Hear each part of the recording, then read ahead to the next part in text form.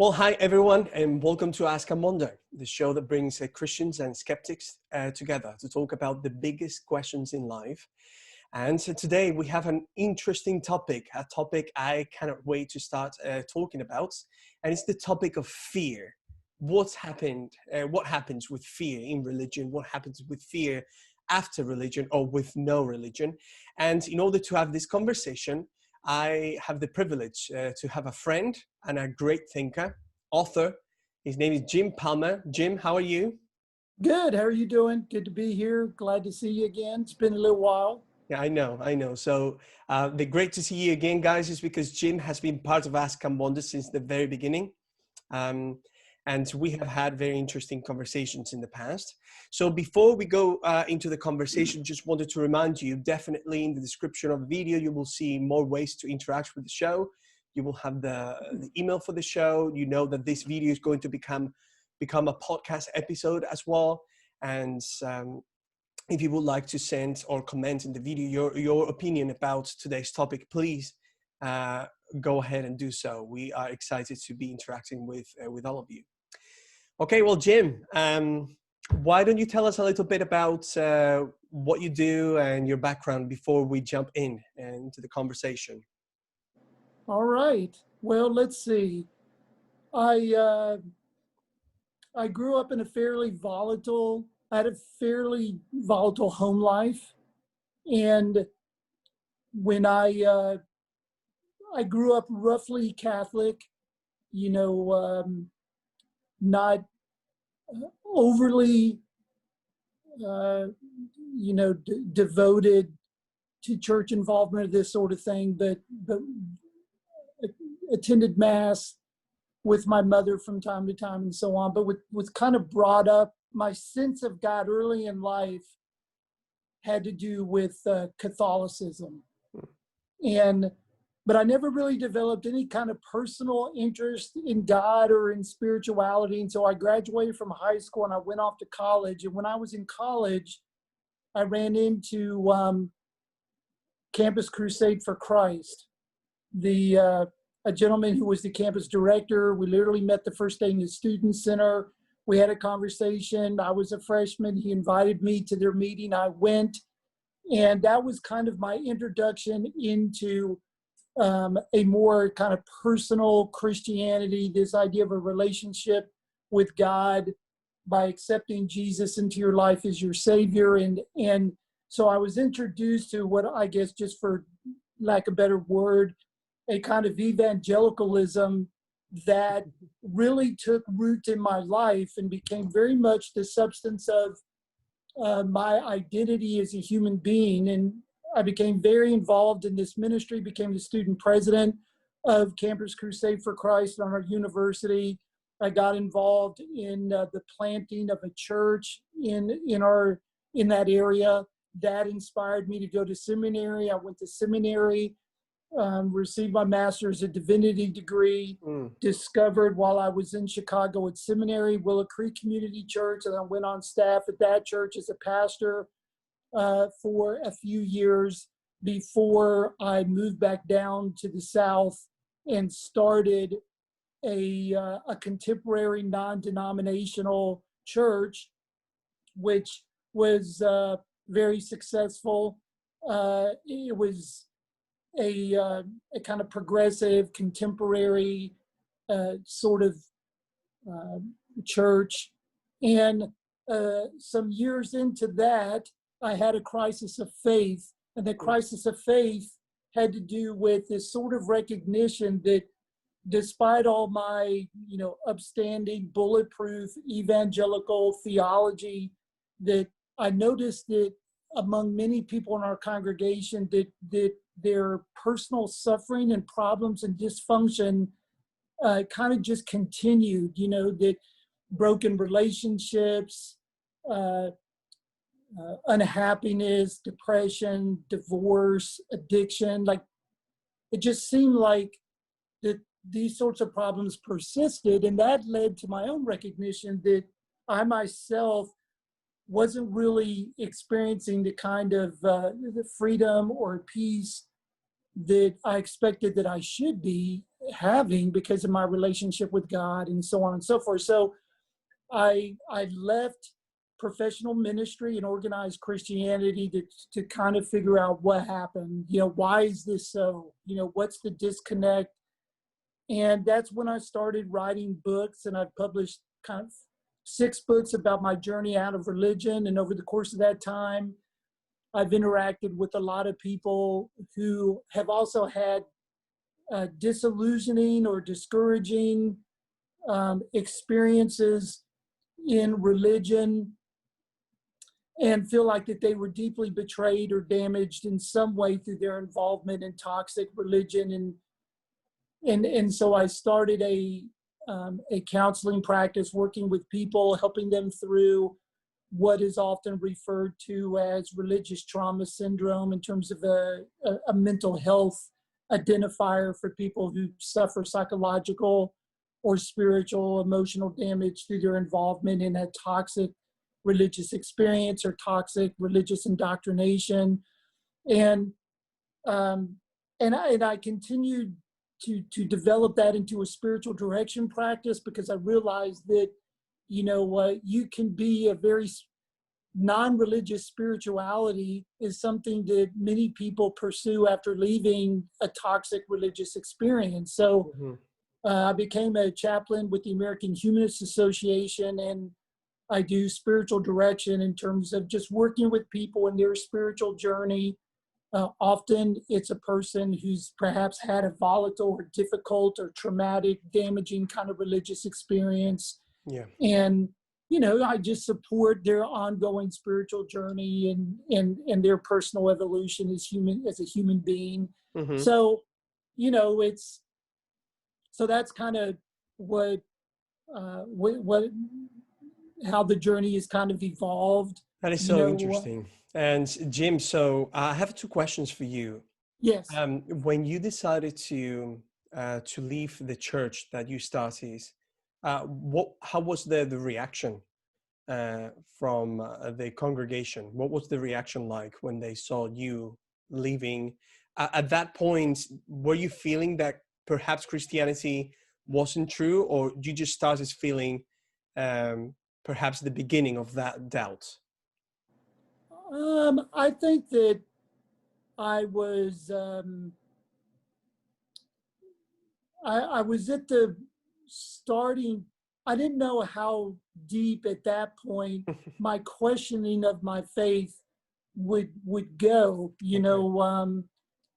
and it was definitely a challenging situation, because I was the founding pastor of the church. And so it was difficult. I'm still friends with many people. They eventually brought on a new pastor, and I'm, still friends with many people that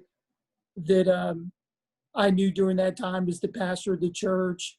But that was just kind of in some ways, the beginning. I knew that I had to kind of step out of that role of the leadership of the church to feel the freedom to investigate these answers more deeply for myself. Okay. I didn't think it was really fair to get too far into that process as the pastor of the church when, they were expecting their leader to represent a kind of Christianity that I felt that I'm not sure I was able to represent in good conscience anymore. Yeah, definitely.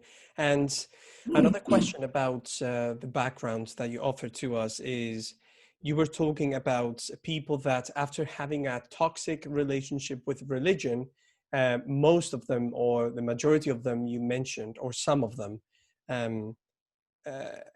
end up pursuing a type of non-religious spirituality. So would you tell us a little bit about, from your perspective, I might have an idea, but I would like to hear your thoughts about this. What is a non-religious spirituality? Is it just a self-discovering of who one is, besides rituals and other parameters? What do you think about that? Well, I think that the underlying notion would be that spirituality is a natural and inherent characteristic of the human being, and that a person doesn't have to be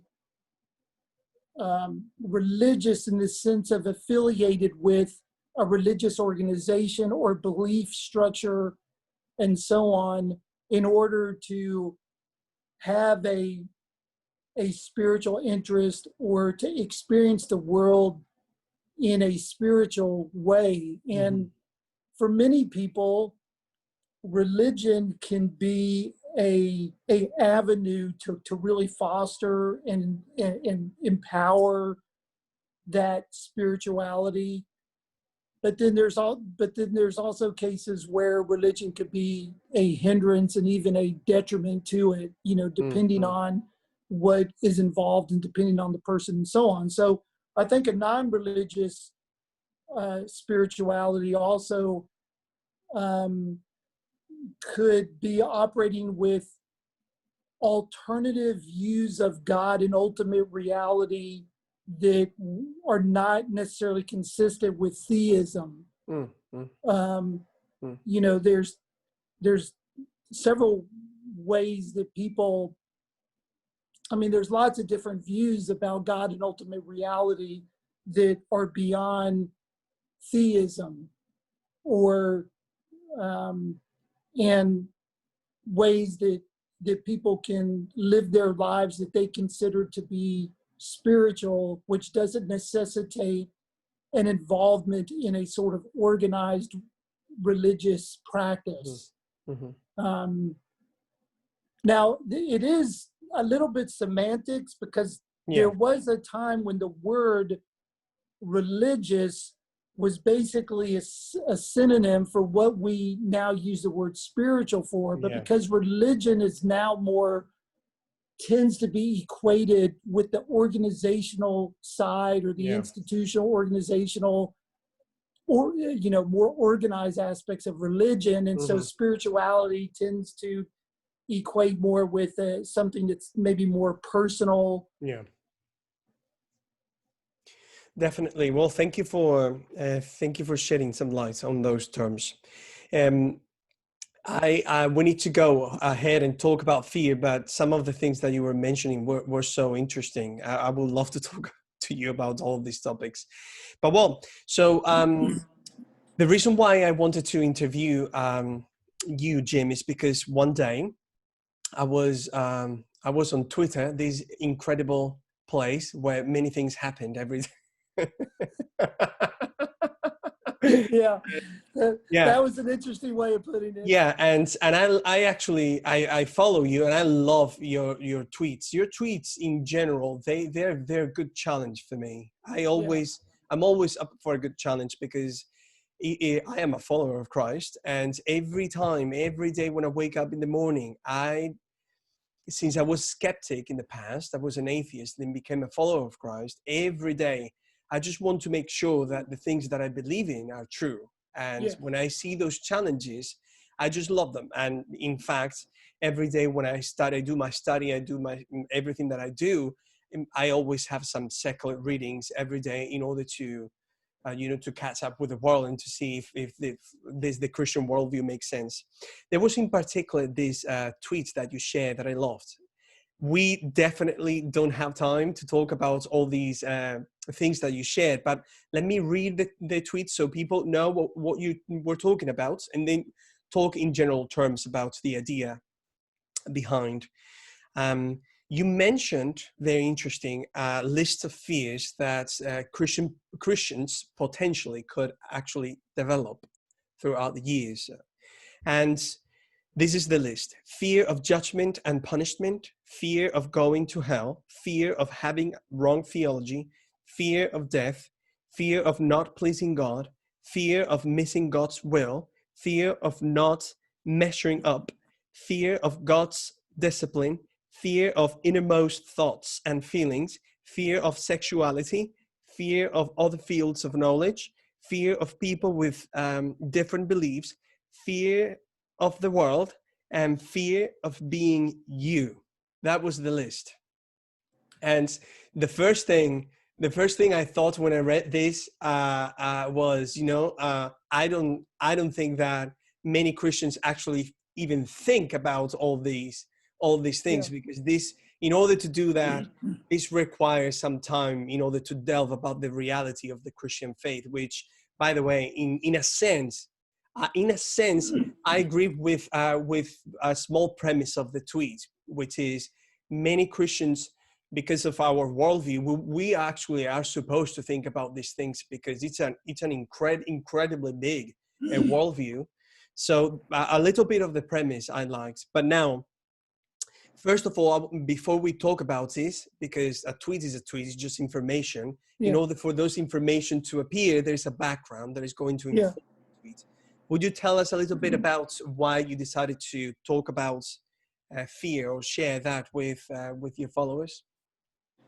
I think that with the counseling that I do with people who have been damaged through their involvement in religion, it'd be pretty safe to say that a very common dynamic, or what debilitates their lives and their relationship with themselves and their ongoing personal journey, is these fears that they developed through their time of involvement and participation in a toxic religious experience. And so these are common fears that I address often with people in the counseling and spiritual direction practice that I have. So, we could take any of those individuals. Like, for example, I think the last one that you mentioned was Fear of being you. fear of being you, which is that's common among people that, one of the underlying premises of of a lot of traditional or Orthodox Christianity is this idea of the doctrine of original sin, that a human being is born into the world with a condition, and that condition it means that they're on their own, incapable of directing their lives, are likely not to make good or ethical or moral decisions, that their standing before God is compromised because of this condition that they have. They can't, trusting themselves is a very fragile proposition, because the person has been corrupted with this sinful condition, and so on and so forth, and which is a little curious when you consider the fact that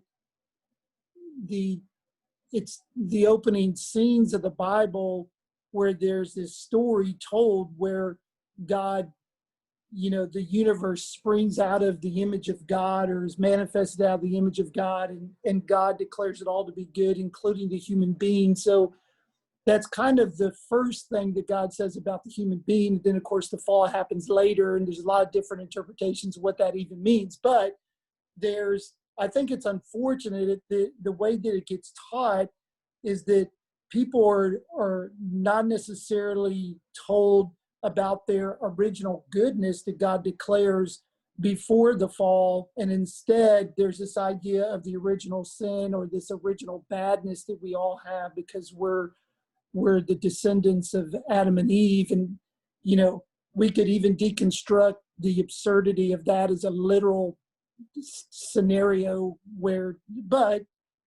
so that fear of being yourself, like that you're fundamentally untrustworthy, you're fundamentally, corrupt, that you're, and what I've seen is that's really debilitates a person's relationship with themselves. So they have to grow in areas of self-trust, self-reliance, self-confidence, self-compassion, self-love, and these kinds of things. Yeah. Because they've instead really developed this sense of themselves. In fact, the way I heard it, I've heard people tell me that, well, this one particular person one time explained to me by saying that, and I hate to use bad language, but the way they said it is that they said, I really am a piece of shit. If it wasn't for like Jesus in me, or this, that's what I am, and so I think that particularly a person from a very young age, a child, for example, who learns this idea about themselves, that they are fundamentally bad and they have a condition that needs forgiven. They need to be rescued from themselves, in this sense that over a long period of time, this can really become a detrimental impact in the lives of people as they move into adulthood, and this is sort of the core of their identity. The fear of heaven and hell is another. I mean, like, well, let me talk a little bit about that, just to talk about the ones that you find most interesting. We can talk about them. Okay. The one about the fear of being you, I like the way you put things there about the doctrine of original sin.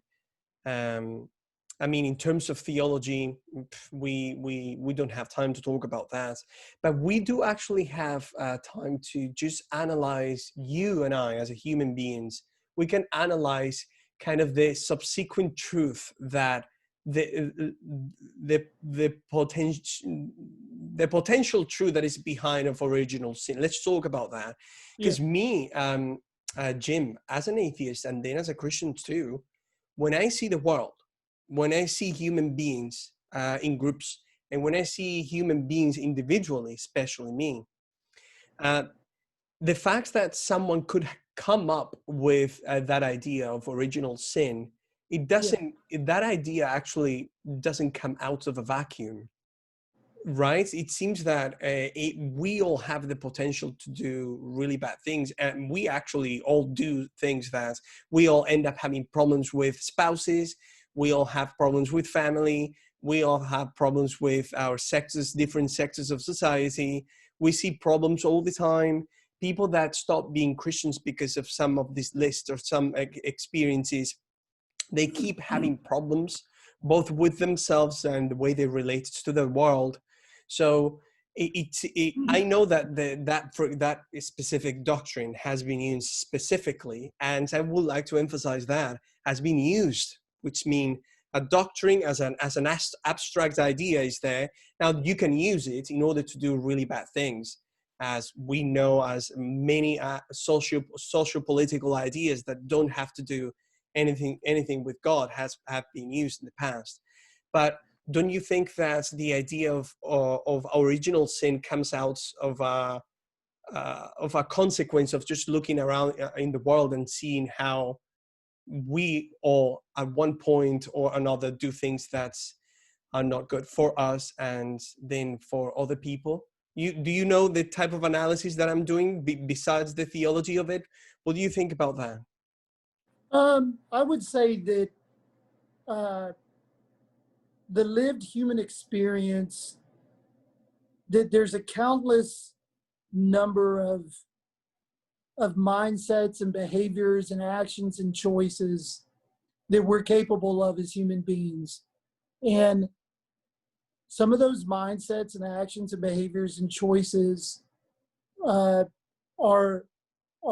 useful for advancing what is good or what is constructive in our world, in our lives, in our relationships with one another. And then we know that there's, in that spectrum, there's a whole number of mindsets and behaviors and responses and choices that we make that are not useful or constructive, but are, they're destructive. And so I think that the human person is capable of all the things on that continuum, every human being is got a spectrum of mindsets and behaviors and so on that they can act on in the world. So I think that's obvious that the human being is capable of both great beauty and great horror. I think that the evidence would support that the human being does both and can do both, is capable of doing both. It is actually, you put it really well there, because we are capable of both. And talking specifically about evil, it's not only that we're capable of, but we have actually actualized it, meaning we do it. So yeah, I like that distinction. Yeah, so I think that the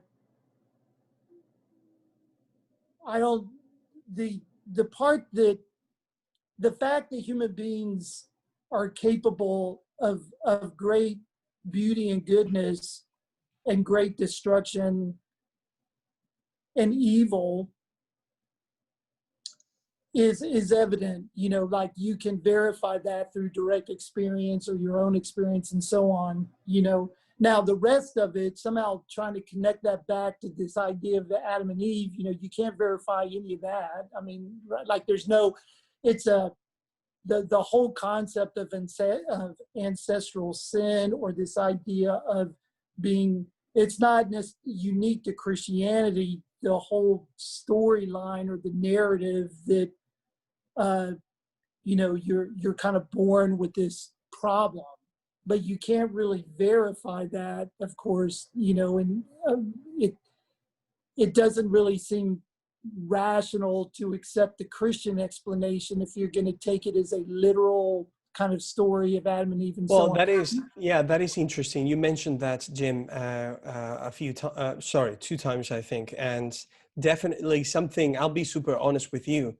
When I moved to Nashville, I realized that the vision of reading, for example, Genesis, the first chapters of Genesis in a literal fashion, is something that is very common in this area, but it's not that common, both all around the world, and then also in the history of Christian thoughts. Like we have, for example, Saint Augustine in the 4th century talking about Genesis as a reality that is talking about truth, but in a metaphorical way.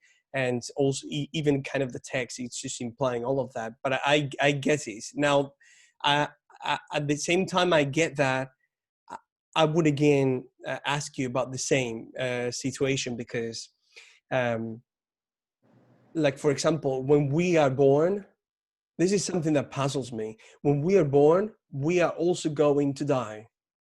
Like that's inherent in the human condition. Just for the sake, I don't know if I should put it this way, but with or without God, we die. Now, I know that this is an analysis out of my Christian worldview. Then in my Christian worldview, that vocabulary would change. But I'm just talking about the reality of it. So like that the fact that there's something wrong with humanity, not only with the knowledge and the way we put it into practice, but the reality of death and reality of doing things wrong. And we see things wrong happening every day. It goes parallel with a doctrine that actually is talking about there being something wrong with humanity. That is kind of the way I analyze it. And then we're talking about the doctrine of original sin.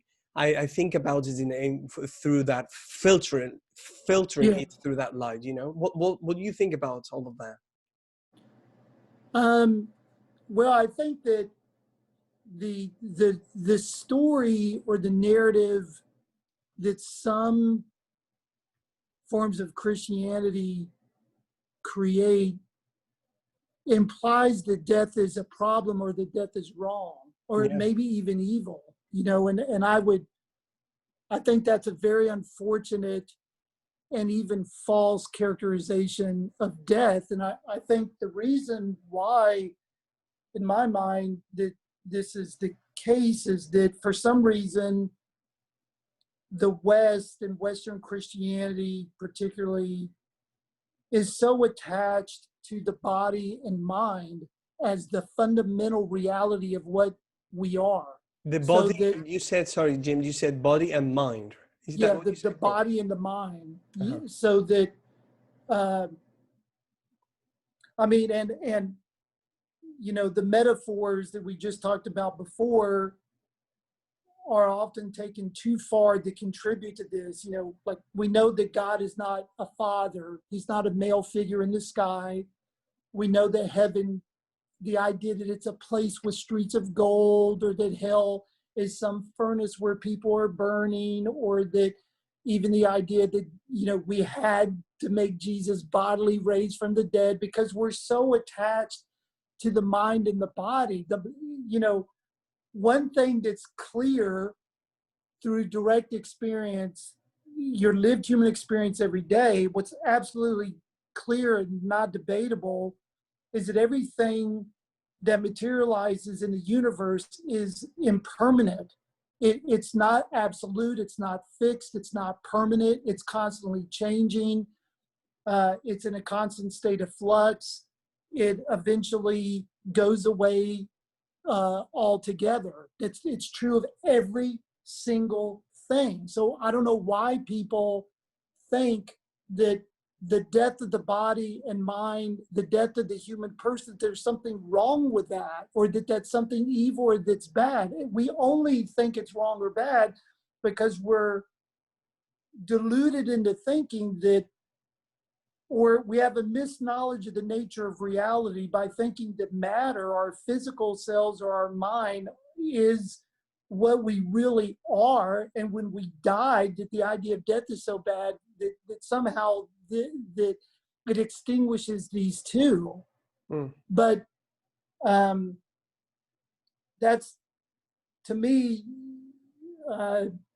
you know, and this even gets into the question of this, the idea of consciousness. Most people think that they're a body and a mind, and inside this thing somewhere is consciousness. Yeah. That's the way most people think, versus the idea that there is consciousness in which your body and mind manifests itself for a lived human experience for a temporary amount of time. Like the body and mind was never supposed to last forever. That's just, you know, this pen's not going to last forever. This iPhone's not going to last forever. This watch isn't going to last forever. We know we're not going to last forever. You were once a baby, then you were a teenager. Now you're a little older. You're going to get older. You're going to die. I mean, like, this is just the basic facts of reality that are not debatable. So let me ask you a question, Jim. You said, I think, you said that perhaps Christianity has been, or Christians have been misinformed in the way they understand the nature of reality. But that statement presupposes either that there are other ways to understand reality, or that there's one that is actually true. And I guess that you're referring to that there are other ways to understand reality, or perhaps you're saying this is the way we see the universe. Everything or things just come into existence, and they stop existing. So the fact that happens to us, that shouldn't surprise us. Is that what you're trying to say? Well, I would say that, of course, there are many different views of the nature of reality, right? There's theism, there's atheism. I mean, there's an infinite number of ways that people think about the way things are. So there's that. But I encourage people to use direct experience and critical thinking as a couple of important tools to determine what you think is real, as opposed to faith. You know, like the idea that something that cannot be verified through direct experience or critical thinking, and you're going to use faith as a way to sort of justify or validate your belief. So are you talking about blind faith or versus faith, or are you talking about faith as one of the inherent prescriptions of faith is just to be blind?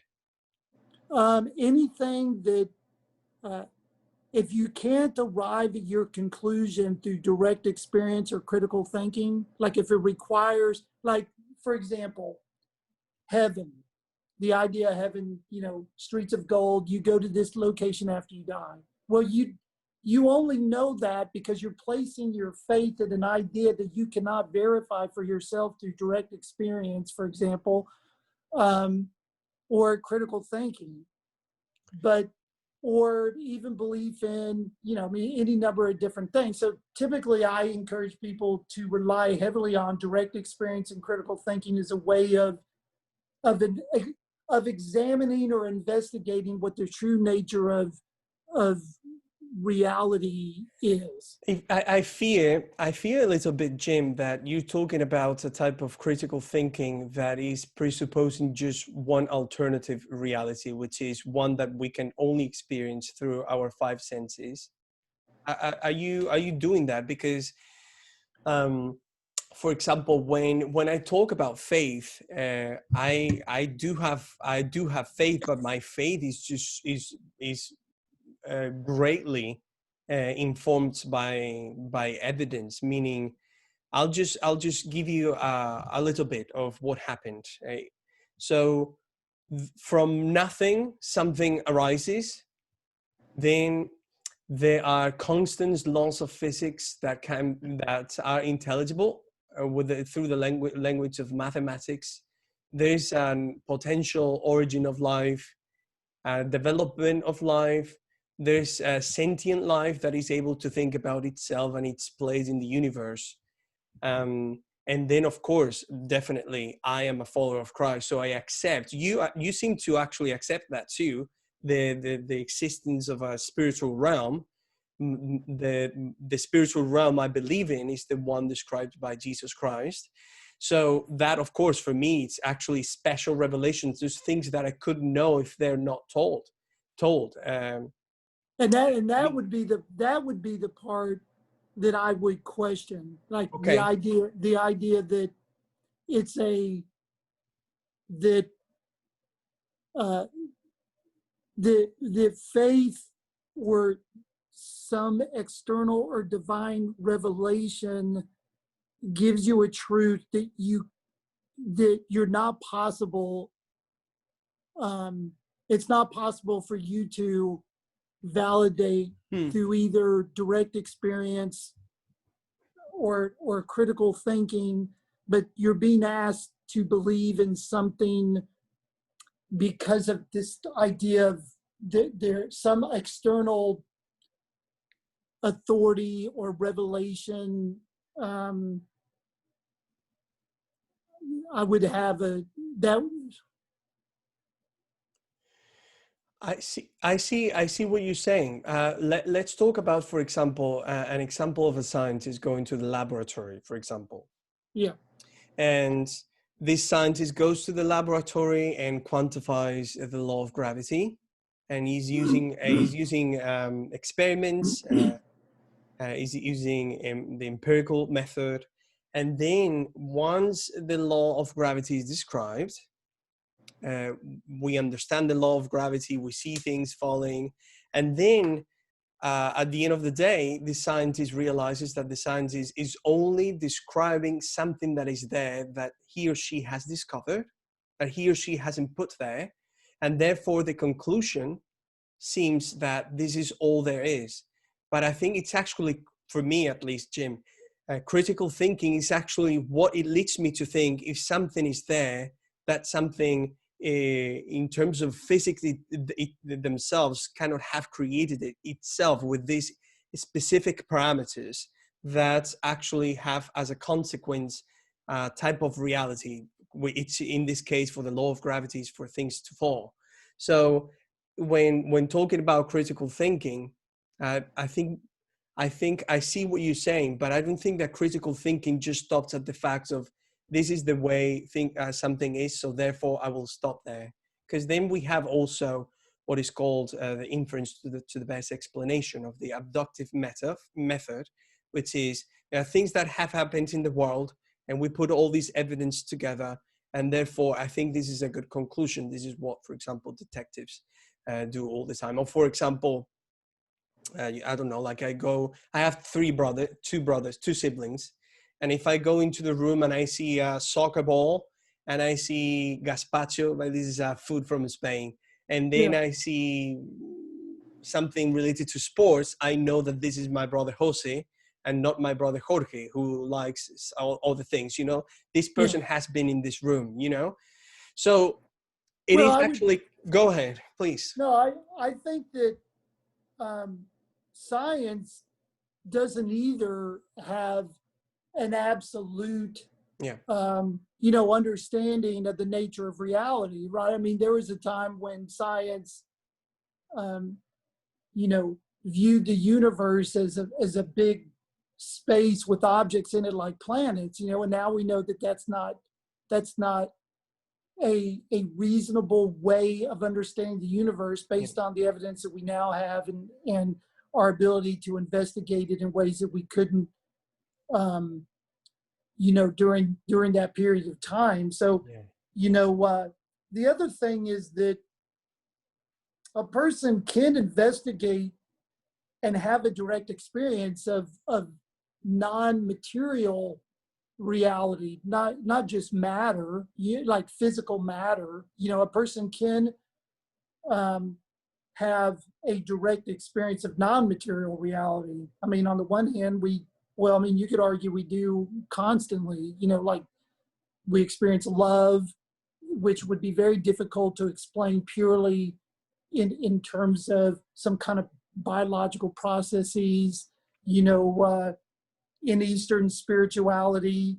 For example, the Buddha's enlightenment was the Buddha purported to have experienced directly the nature of reality through, which I guess we could use the word, I'm not sure, through a meditative practice. The East has used the exploration of non-material reality through, for example, practices of meditation,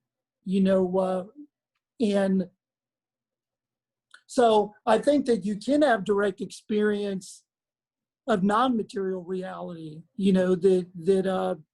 not just sort of a scientific investigation into matter, Mm-hmm. physical matter, which, like in science now, the exploration of consciousness is now kind of pushed to the forefront of scientific inquiry. And David Chalmers and others have talked about this hard problem of consciousness, which, science has kind of run into an aspect of consciousness itself has been a very difficult thing for science to really understand. Yeah. And then the hard problem of consciousness is even pushes the envelope further on the challenge to understand consciousness in the way that we understand the typical things, the things that can be explained by the typical processes of the brain and so on. Would you, Jim, define, if possible, the problem of hard consciousness for me and for the viewers a little bit? Well, I would look into David Chalmers, who is the individual who I can share kind of that in the description. coined that term. The hard problem of consciousness. So there's lots of aspects of consciousness that seem not very well explained by the way we typically can explain how things function in the human being and in the world and so on. Mm-hmm. And some of them are not that difficult to explain, but then he has the hard problem of consciousness, which is, why is it that, like, take a toaster, you plug in, you put toast in, it pops out. It does what it does. It has its function. It's got the mechanics built into its creation in order to perform this function. But what is the explanation for sentience? Why does the human being have this sort of experience of being the subject and the experience they're having is almost the object, so that there's a subjectivity and an additional experience that the human person has that other objects don't have. And what science can't explain is, well, why does the human being have that sense of a subjective experience? You know, the toaster does what it does, and it doesn't have any subject, it doesn't have sentience in that way. And there's not any reasonable scientific explanation on why it should be that like that for the human being. It is Now fascinating. that's it's kind of a but David Chalmers, he did a TED talk years ago where he kind of explained it in general, and then since then he's had many other. He'd be easy to Google. You know? Definitely. I'll share a link or two with the viewers. So, Jim, let me ask you a question. Going back to the topic of fear. Yes. So, I really don't like using myself as an example, but just for the sake of and the health of the conversation, in terms of my perspective of it, what happens when people that have had bad experiences, let's say with a certain sector of Christianity, meet a person like me, that after reading all this list, I can recognize some of these fears were great for me when I wasn't a follower of Christ, and now they have become I actually move away from them because I became a Christian. So what happens when you guys thinkers, you meet someone like me? What's the parameter? What happens with people like me from your perspective? And you can be as challenging and honest as you want, please. Well, in my experience, theism is is fraught with all kinds of no matter how nicely a theism you have, it sets a person up for almost incurable difficulties, in the sense that traditional theism views God as a supreme being in which humankind is fundamentally separated from. And if that doesn't get worked out properly, then ultimately that separate is final and ultimate, which is the heaven and hell fate, depending on if this gets worked out properly. And I think that the first error that multiplies 1,000-fold down the road is this first error, I think, which is the idea that God and humankind are separated from each other. And in fact, in my own belief, I understand Jesus as having come to refute that whole concept of religion. And then in my mind, we managed to create a religion out of Jesus, and perpetuate the same thing that I think Jesus came to debunk, this whole idea, this whole religious concept that God is the supreme being and we're separated from God, and that something needs to happen to kind of fix this separation so that all can be well. You know, when Jesus said, "I am both divine and human," in my mind, what Jesus was saying, he was an expression of the fundamental truth, which is there is no separation at all. The only problem is that you have bought into the religious construct that God is out there and you're here and there's some separation, and now you need to do these things to get right with God and so on. And in my mind, the whole point of Jesus was to tear down that whole religious concept of God. So as long as your idea of God is a supreme being that's separate from you, as long that, in my mind, that is the basis of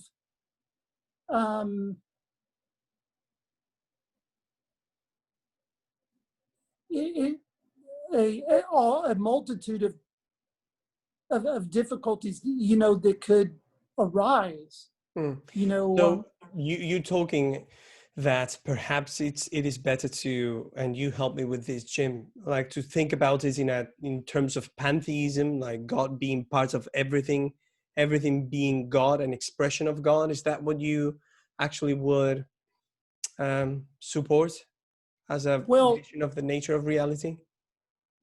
I don't know if I'd put a particular term on it, but Okay.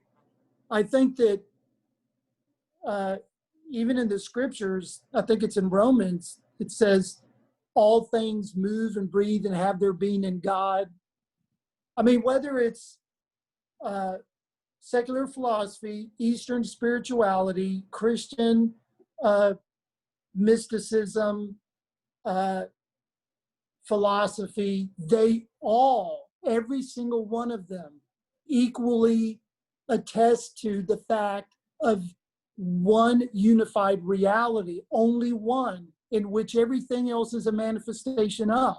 So, the idea that a person could be separate from God would make that person God. If I can be separate from God, if somehow there's a God in the universe and I'm separate, which means I'm capable of sort of generating some kind of self-existence or somehow to exist in some separation from God, then that would make me God if I was capable of perpetuating my own existence. But you can't. There is only one reality. Science says it. Eastern spirituality says it. The Bible says it. Philosophy says it. We all put different words on it, but I think that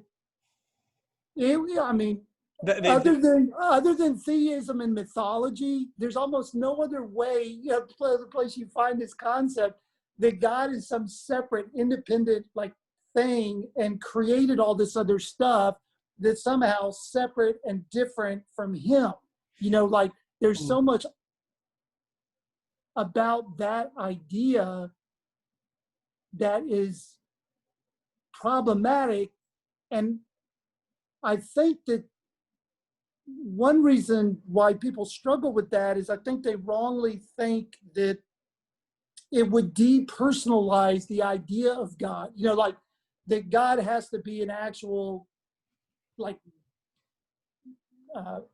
being, some kind of a supreme being that relates to human beings on a sort of the same level that human beings relate to one another, and that anything that's different or less than that is somehow like a undesirable idea of thinking about Yeah, God. it is interesting. I love hearing your thoughts about this, because when it comes to talking, this is very conceptual. This is very interesting. When my understanding of the Christian faith, though, is in terms of separation of creation from creator. I think in one way I see that is impossible. The type of separation that the Bible doesn't stop talking about is the separation that comes at the spiritual level, which is the attitude of the heart and where the heart is going, which is, by the way, in terms of the spiritual side of things, it doesn't move away much from the concept, just a little bit from the concept of Eastern religions just being parts of the one, So I see.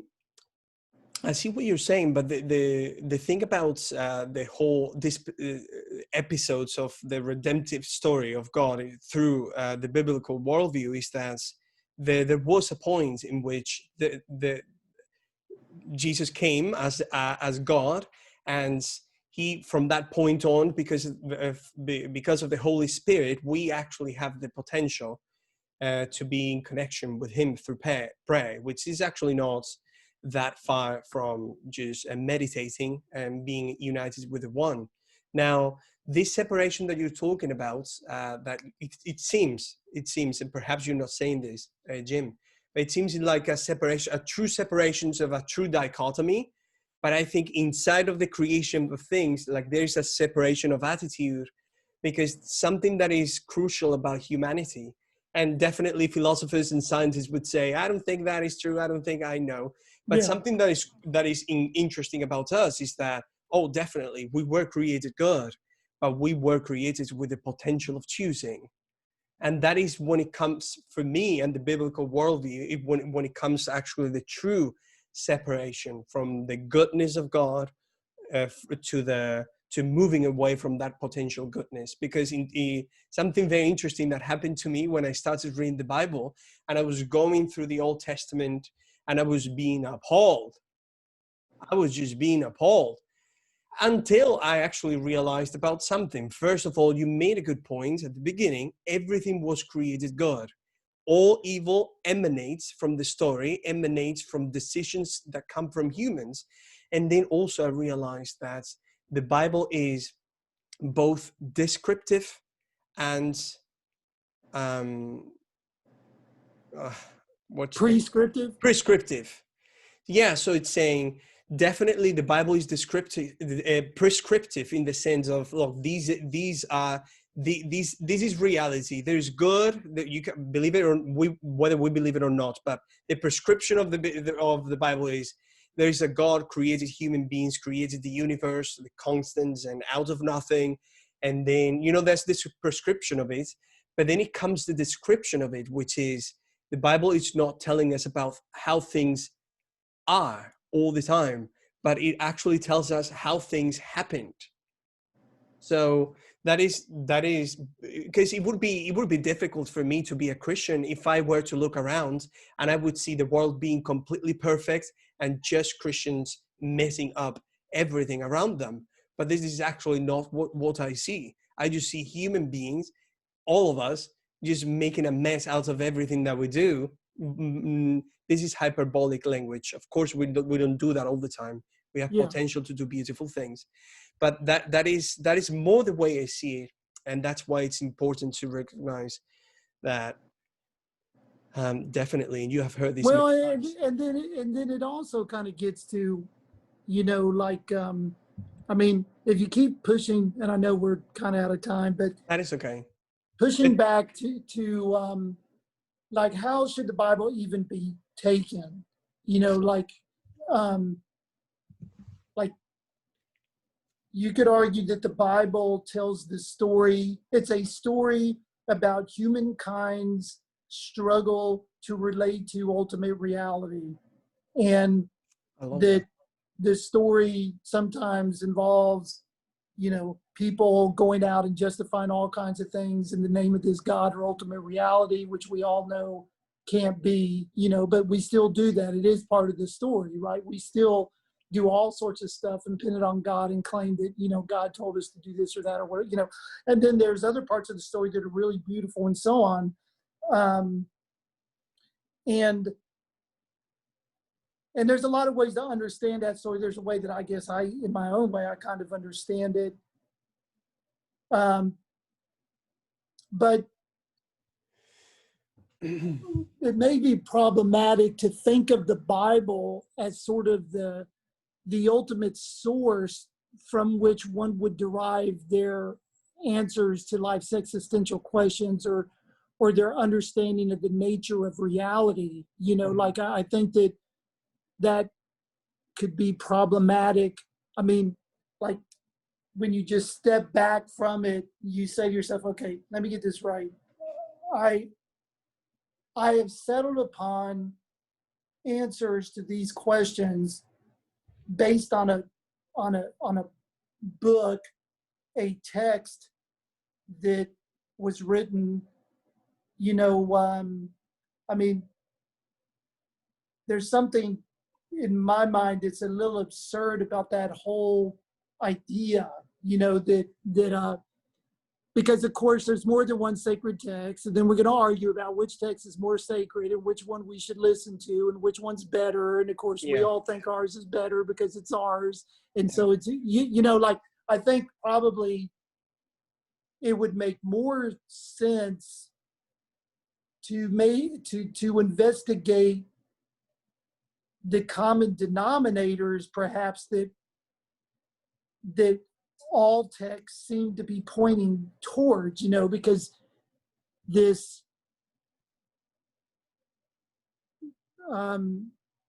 religion, the Bible, so on, it's a description or a depiction or an illustration or a metaphor or explanation of a transcendent reality, but it's not that reality itself. It's attempting to to convey a truth or to convey something in human language and so on that ultimately can't really be reduced down to that.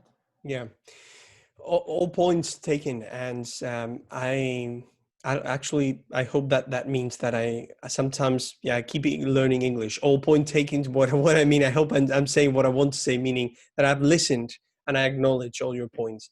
And I don't know if you would be open. I would love to keep talking to you about this biblical worldview, but I just want to ask you a question before we leave, Jim. So imagine that humanity gets to a point that grows out of, I hope I'm saying it well, or moves away from sacred texts, organized religion, whatever that is. I don't understand Christianity like that, though, but well, for the sake of the argument. And then we start not being afraid of who we are or being us. I am not afraid of being me. How would the parameters in order to find truth would change? For example, the way we approach the Bible as a story and all the sacred texts of Islam, whatever, all those parameters, like discerning truth for reality and metaphor and reality as well, then would be applied to ourselves. Which for me, this is the part that I find, you talked a little bit about absurdity. And I know it's a strong word, but there's a good way of presenting the word to you. For me, one of the points was when I became a Christian, Jim, was how can I find meaning, truth, and direction from the same point from where all the problems emanate, which is myself. And when I want to transform myself to be a better person, what do I mean by better? Where is that direction in this type of transformation of the being oneself? It opens like the side of that I see a little bit of, I don't know, it's a strong word, absurdity. It's a noble cause, definitely, like saying we have something inside, we want to transform ourselves, but at the same time we find that is actually inside of ourselves the source of all the problems that we end up manifesting physically come from our minds, the way we think and make decisions. So this is my last question for you. How would you bring a little bit of your own judgment to this vision of finding oneself? Well, I would say that in the first case, the first scenario that you mentioned, all the same problems apply. Like any preacher, any scholar, anybody who wrote the Bible, I mean, they're all subject to this problem that you're saying right now.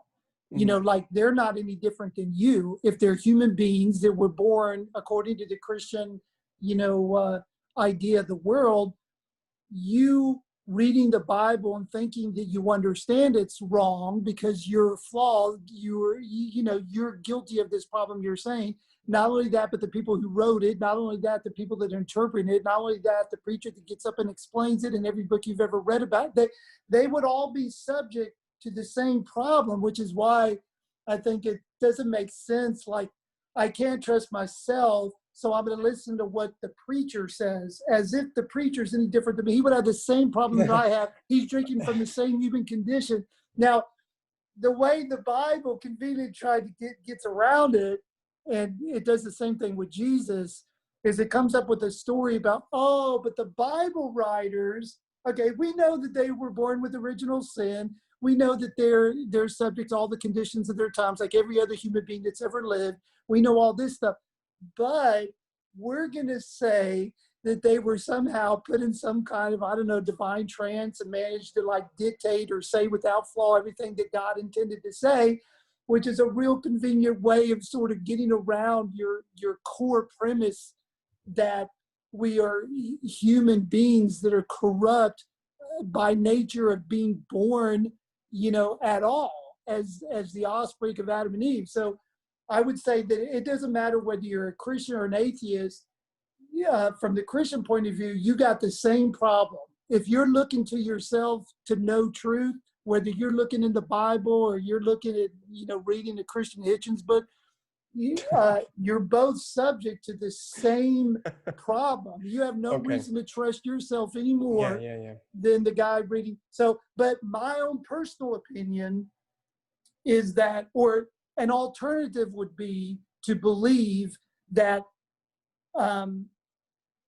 well, like, for example, Eastern spirituality, I think it's incomplete to somehow claim that Eastern spirituality sees this and nobody else does. But the idea that at the core, the universe, the very nature of reality is complete and whole, undisturbed, at peace within itself. And you and I fundamentally are that. You are that and I am that fundamentally, who has assumed a body and mind for a temporary human experience and pretending like we don't know that.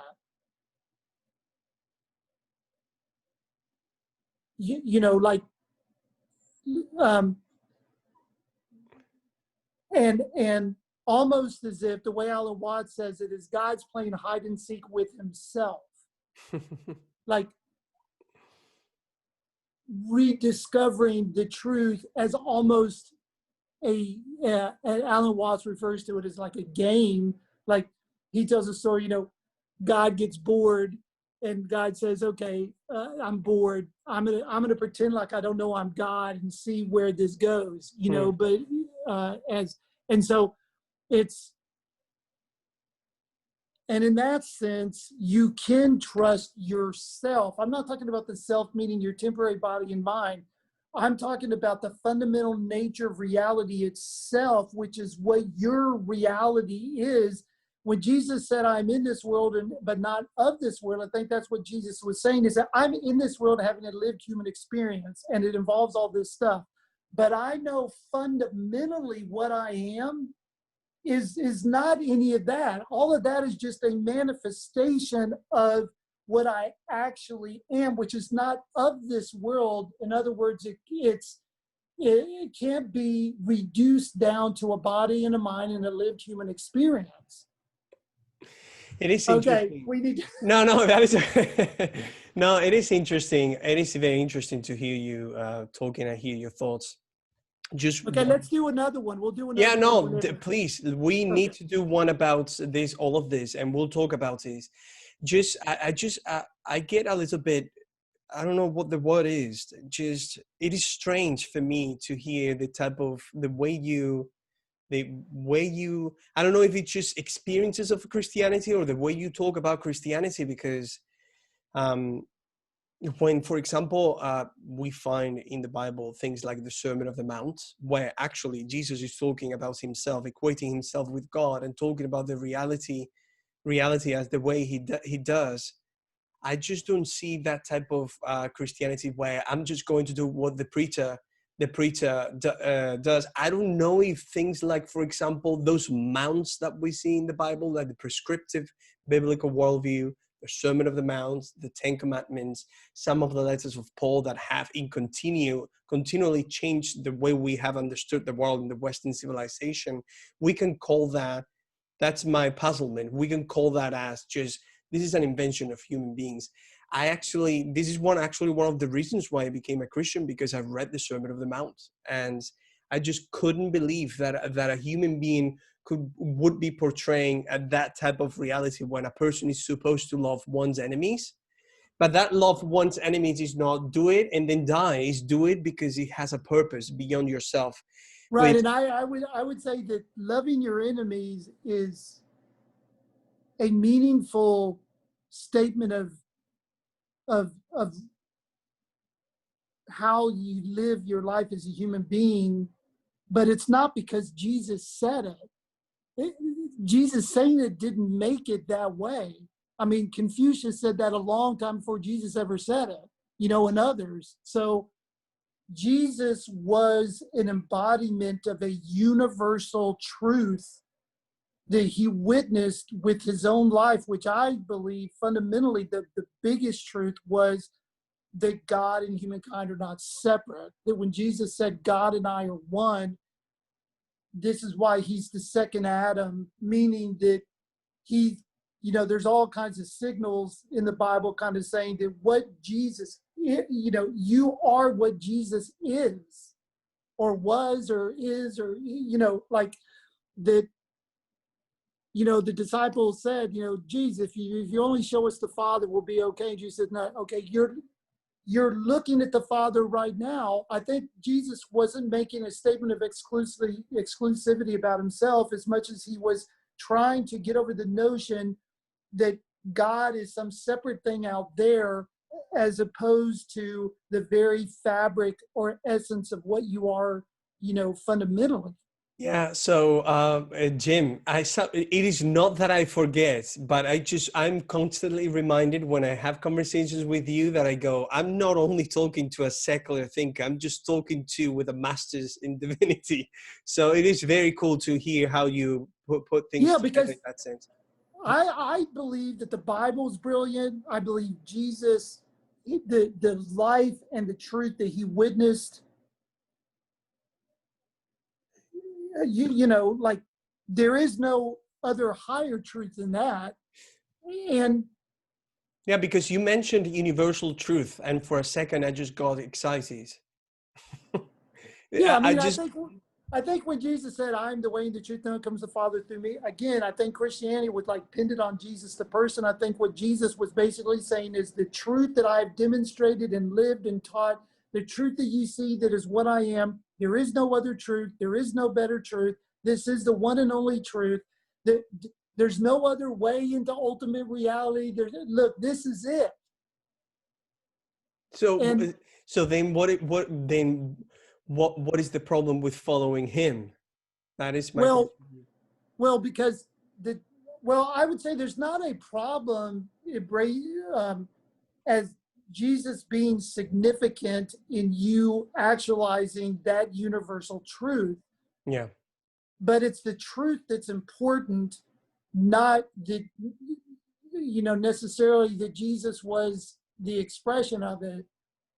It wasn't like the truth was true before Jesus came. It was true after Jesus left. Jesus was, an expression, a manifestation, an embodiment, an incarnation of the truth that has always been and always will be. That is actually very interesting, because that is actually the biblical worldview, because he existed before everything existed. I mean, that is actually, it is very interesting the way you look at these things.